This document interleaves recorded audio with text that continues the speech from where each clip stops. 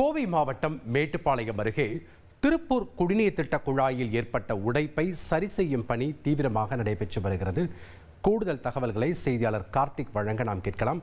வணக்கம் கார்த்திக், நேற்று முதலே இந்த இடத்துல இருந்து குடிநீர் குழாயிலிருந்து தண்ணீரானது அதிக அளவில் ஒரு வெள்ளம் போல போனதை நம்ம பார்த்தோம்.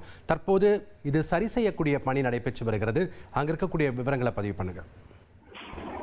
வணக்கம். கோவை மாவட்டத்திலிருந்து திருப்பூர் மாவட்டத்திற்கு குடிநீர் திட்ட குழாய்களானது சுமார் 50 கிலோமீட்டருக்கு மேலாக, அதாவது திருப்பூர் மாநகராட்சிக்கு தண்ணீர் வழங்கக்கூடிய இந்த ராட்சச குழாய்கள்ல தான் நேற்று உடைப்பு ஏற்பட்டு வானுயருக்கு தண்ணீர் எழும்பியதால் அந்த பகுதியில் பரபரப்பு ஏற்பட்டது.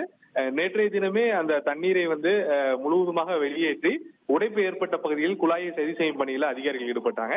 இந்த சூழல்ல இன்று 2வது நாளாக அந்த ராட்சச குழாய்களில் உடைப்பு ஏற்பட்டதை சரி செய்வதற்கான பணிகள்ல 20க்கும் மேற்பட்ட அதிகாரிகள் பணியாளர்கள் ஈடுபட்டிருக்காங்க. இந்த பணிகள் நிறைவடைந்த பிறகே திருப்பூருக்கு குடிநீர் வழங்கக்கூடிய பணி சீர் செய்யப்படும் என எதிர்பார்க்கப்படுகிறது. இன்றுக்குள் இந்த பணி விரைந்து முடிப்பதற்கான பணிகள் மேற்கொள்ளப்பட்டிருப்பதாக அதிகாரிகள் தரப்புல தகவல் கொடுத்திருக்காங்க.